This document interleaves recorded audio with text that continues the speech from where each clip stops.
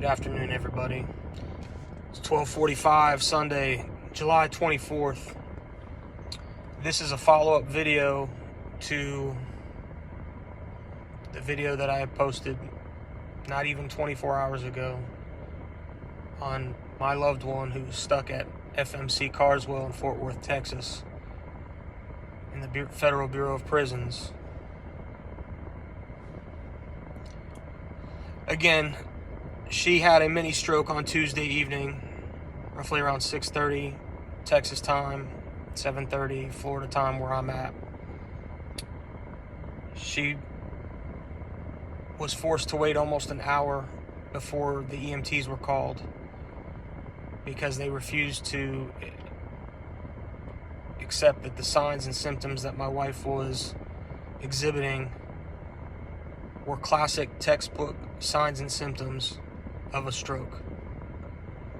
You would think nurses and medical professionals that work in a medical field would see these and immediately act appropriately in the good sense to save someone's life and reduce the further risk of harm or injury to their patients. After being in the hospital from Tuesday evening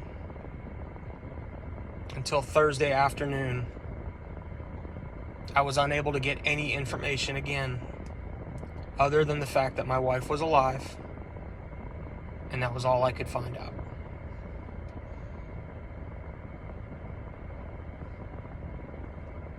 Finally,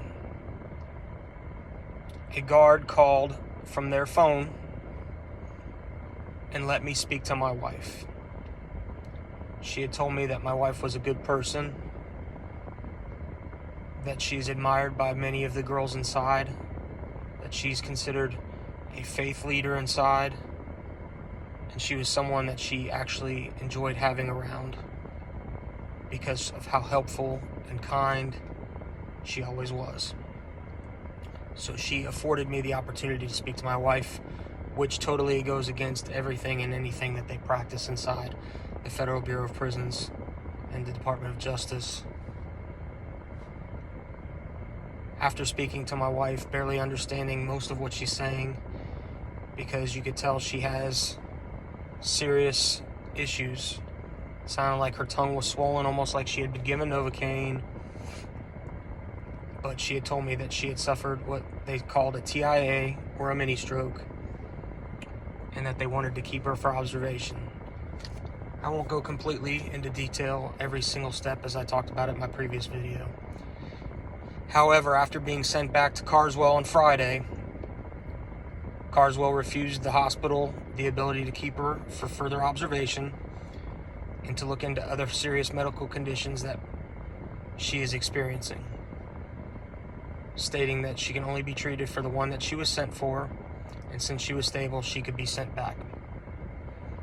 Hospital wanted to send her with a wheelchair. They told the hospital that they had wheelchairs at Carswell for her. They also wanted to send her with medication. They said they could get medication from their pharmacy. It is now Sunday. My wife has not had her vitals checked once by any nurse at Carswell FMC following a stroke. They have not checked her blood pressure. They have not administered any medication whatsoever. Nothing for her high blood pressure. No Lovenox injections, no nothing to help with blood clotting. She's expressed concern about her leg, almost looking gray and swollen. She has no movement in her right arm or hand. Her right leg, which she already had issues with as it was due to her medical condition prior to. She needs help bathing, showering, getting into the bathroom, doing anything, brushing her hair. Again, I am so grateful for the INAs that are there taking care of her as they refuse to let her suffer and struggle. I'm thankful for the other patient, I'm going to refer to her as a patient, not a prisoner, who gave up her wheelchair so she could use it because she was not in need of it at the time. because they refused to give my wife a wheelchair at Carswell. They refused to give her medication. They tell her she has to wait till Monday, possibly. Well, actually, they told her she didn't wait till next week, which would be Monday, to be seen by a doctor. How is this okay? How is that okay? When you leave a hospital, you're given prescriptions, medical scripts to go to Publix, CVS, Walgreens, whoever, Walmart, whoever your pharmacy is, to fill your prescriptions with medication, and you're given instructions to take these medications so that you don't end up back in the emergency room, critical care unit, ICU, or even back at the hospital or with your doctor until you come back for a follow-up visit later on. She was given nothing, yet we expect her to be okay. A guard and another person overheard the nurse saying that my wife was faking, and thankfully the guard stood up for her and said, you can't fake blood pressure over 200 with a heart rate racing through the roof as well. You can't fake drooping and sagging in your face. Those are things that you cannot fake. And I am embarrassed to think that taxpayers pay for this woman as a nurse to take care of their loved ones in a prison, and this is how they look at these patients.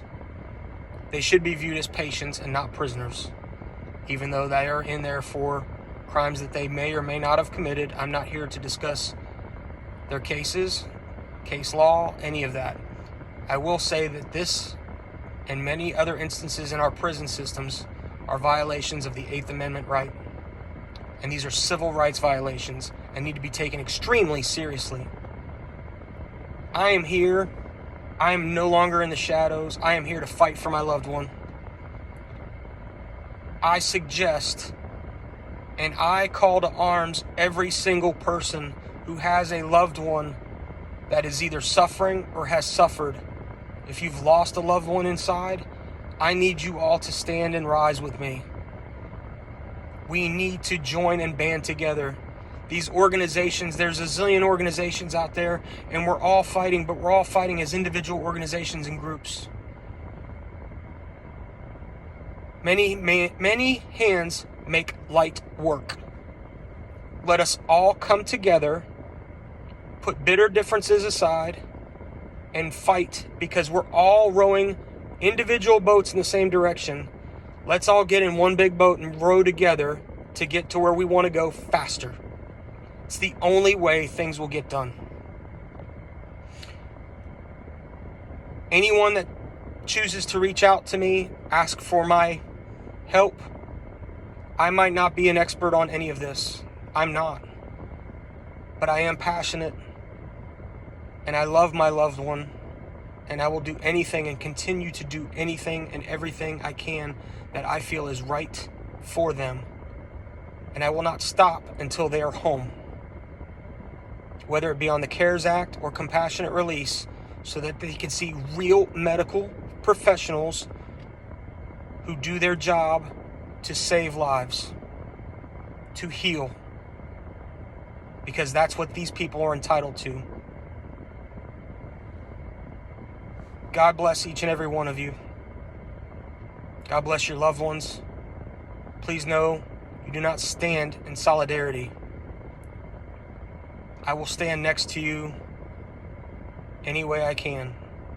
I ask that you stand with me as well. Please share. Please send it to anyone and everyone that you think that this can help. I don't know all the power players in these arenas. I ask that you share this with people. I'll be happy to go on video, on record.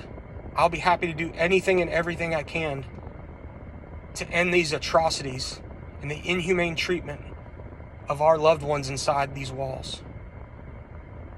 Because no minimum sentence, whether it be 3, 4, 5, 10 years, were given as life sentences.